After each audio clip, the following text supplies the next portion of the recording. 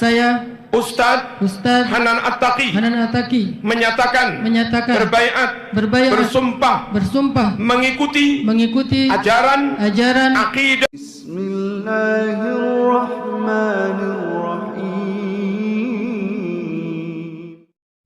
Assalamualaikum warahmatullahi wabarakatuh. Alhamdulillah wassalatu wassalamu ala Rasulillah. Allahumma sholli ala Muhammad wa ala ali Muhammad. Alhamdulillah kita bertemu kembali di channel Cahaya Hidayah. Nah teman-teman semuanya, jadi di video kali ini saya akan mereaksi yaitu tentang Ustadz Hanan Attaqi. Jadi beliau dahulu pernah ditolak ya oleh anggota Banser ya, yaitu tentang ceramah beliau yang dituduh yaitu ceramah pemecah belah. Nah kemudian beliau ditolak oleh Banser, tepatnya di daerah Pamekasan di Jawa Timur, Madura. Kabar terbaru kali ini, Ustadz Hanan Attaqi berbaiat di depan para jamaah, yaitu para jamaah NU. Kemudian beliau dipimpin oleh Kiai Marzuki ketika berbaiat. Nah, teman-teman semuanya, mari kita simak videonya. Saya Ustadz Hanan Attaqi menyatakan berbaiat bersumpah mengikuti ajaran akidah ulama habaib kiai dari kalangan Ahlus Sunnah wal Jamaah. Tiga. Saya Ustadz Hanan Attaqi bersumpah berbaiat demi Allah benar-benar masuk dan mengikuti jam'iyah jamaah dan ajaran Nahdlatul Ulama yang ditaksis oleh Hadratus Syekh Kiai Haj Muhammad Hashim Asy'ari Kiai Al-Haj Abdul Wahab Hasbullah Kiai Al-Haj Misri Sansuri. Nah teman-teman semuanya, ini adalah video singkatnya ya. Jadi benar ya, beliau Ustadz Hanan Attaqi itu baiat ke kelompok NU ya. Sebelum itu ya, beliau dulu tuh pernah ditolak ya ceramahnya, yaitu ada di Pamekasan. Jadi Banser itu menolak ceramah Ustadz Hanan Attaqi karena dituduh memecah belah, bahkan dituduh sebagai Wahabi, HTI. Nah ini videonya ya, video yang dulu.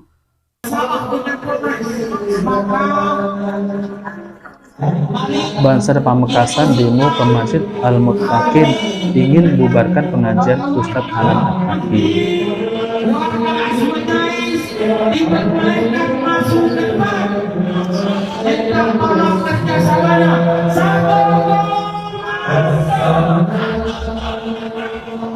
Nah teman-teman semuanya, jadi apa itu baiat ya? Jadi bolehkah kita berbaiat kepada suatu kelompok ya ataupun jamaah, misal berbaiat kepada LDII ataupun NII ataupun kelompok NU ini ya, apa hukumnya kita berbaiat ya?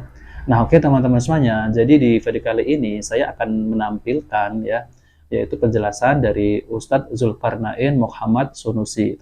Nah oke teman-teman semuanya, mari kita simak videonya.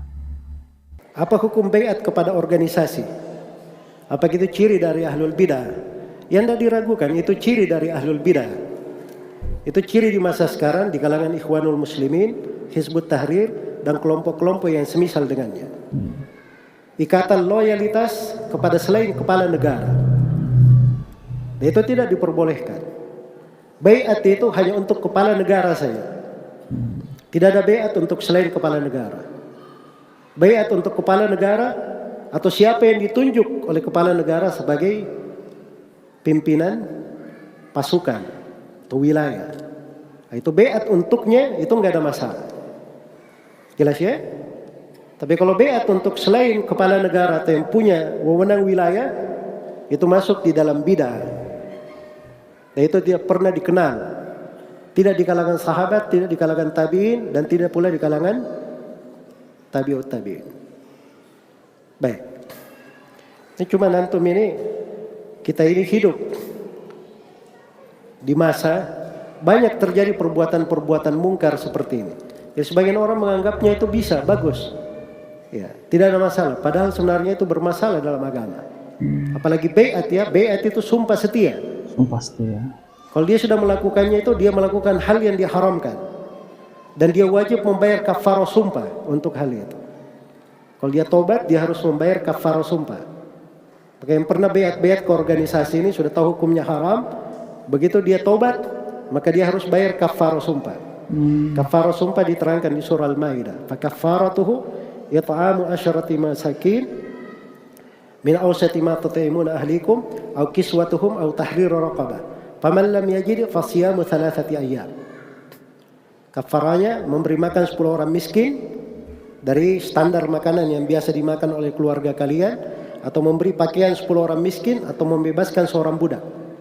Tidak mampu salah satu dari 3 ini, puasa 3 hari berturut-turut. Itu kafaranya. Baik. Nah, oke teman-teman semuanya, kita sudah mendengarkan ya penjelasan dari Ustadz Zulkarnain Muhammad Sunusi, yaitu tentang baiat untuk organisasi tertentu. Jadi teman-teman semuanya, saya akan menjelaskan sedikit agar kita bisa mengerti apa itu yang dimaksud dengan baiat ya.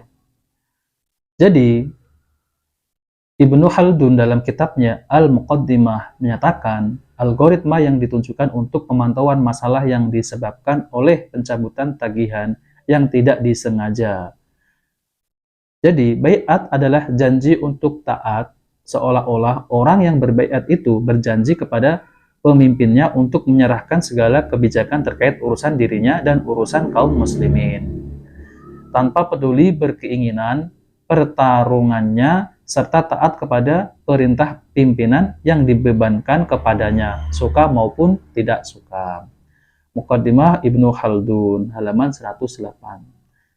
Jadi, istilah baiat telah dikenal sejak masa lalu. Bahkan sebelum Islam, masyarakat memberikan baiat kepada masing-masing kepala kabilah mereka, mentaati setiap perintah dan larangan pimpinan kabilah.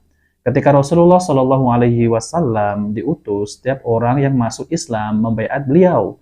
Mereka berjanji setia untuk mendengar dan taat kepada semua aturan beliau dan juga berbaiat untuk melindungi beliau. Dalam sejarah Nabi Shallallahu Alaihi Wasallam, kita mengenal baiat Aqabah pertama, baiat Aqabah kedua, kemudian ada juga baiat Ridwan untuk menuntut darah Utsman. Salah satu isi baiat sahabat kepada Nabi Shallallahu Alaihi Wasallam dinyatakan dalam hadis dari Abbas bin Abdul Muthalib radhiyallahu anhu bahwa ada beberapa orang Madinah yang membaiat Nabi Shallallahu Alaihi Wasallam. Mereka bertanya, apa yang harus kami baiatkan? Kemudian, kalian baiat aku untuk mendengar dan beribadah, baik ketika sedang semangat maupun lagi malas, untuk memberi nafkah baik ketika sedang sulit maupun sedang longgar, untuk selalu amar ma'ruf nahi mungkar, menyatakan kebenaran syariat Allah tanpa takut dengan celaan apapun, dan baiat untuk membelaku jika aku datang ke negeri kalian, dan melindungiku sebagaimana kalian melindungi diri kalian, istri kalian, dan anak kalian, sehingga kalian mendapat surga. Hadis riwayat Ibnu Majah. Demikianlah para khalifah semuanya dibaiat oleh Ahlul Hali wal Aqdi sebagai wakil dari umat. Sekali lagi, inilah tujuan besar baiat. Baiat mewujudkan umat, sehingga baiat yang dilakukan kelompok-kelompok kecil mencintai jika mereka satu kelompok, dan membenci jika kelompok lain. Ini jelas baiat yang merusak persatuan umat. Anda bisa melihat seperti yang dilakukan LDII, loyalitas dibangun karena kelompok. Siapa yang pernah menunjuk Madigul Abu Ubaidah sebagai imam, mengikuti semua pendapatnya dan taat pada khutut LDII, maka dia kawan. Di luar itu sesat dan musuh. Atau yang dilakukan NII, mereka membuat baiat yang mengikat batasan kelompoknya. Selain NII, mereka adalah tauhid. Syekhul Islam berkata, tidak ada satu kata pun di antara mereka yang berhak meminta seseorang supaya berjanji untuk menyepakati semua keinginannya, mencintai orang yang dicintainya, dan membenci orang yang dibencinya. Siapapun yang melakukan perbuatan ini, maka ia sama dengan Genghis Khan dan sebangsanya, yang menganggap orang yang menyepakati mereka sebagai teman, dan menganggap orang yang berbeda dengan mereka sebagai musuh. Majmu' Fatawa. Baiat-baiat yang dilakukan oleh pengikut kelompok-kelompok ini justru memecah belah kaum muslimin. Jelas masyarakat tidak akan bersedia ketika mereka dipaksa untuk mengikuti semua pendapat imam, LDII atau NII. Inilah yang disebut baiat bid'ah. Allah mencelanya dalam Al-Quran. Allah berfirman, tiap-tiap golongan merasa bangga dengan apa yang ada pada golongan mereka. Surat Ar-Rum ayat 32. Kemudian ya, Dr. Sholeh Al-Fauzan mengatakan, apa yang harus dilakukan di seluruh dunia, baiat hanya diberikan kepada satu pemimpin kaum muslimin, sementara baiat yang banyak statusnya bid'ah. Dan ini sumber ikhtilaf kewajiban kaum muslimin yang tinggal di negeri tertentu, di wilayah kekuasaan tertentu, agar baiat mereka hanya ditunjukkan untuk satu orang, satu pemimpin, dan tidak boleh ada banyak baiat. Muntaqah Fatawa Al-Fauzan, halaman 367. Wallahu a'lam. Nah, oke teman-teman semuanya, jadi di kali ini bisa saya jelaskan sedikit ya, semoga bermanfaat. Jika video ini bermanfaat, jangan lupa like dan subscribe di channel Cahaya Hidayah. Wabillahi taufiq wal hidayah. Wassalamualaikum warahmatullahi wabarakatuh.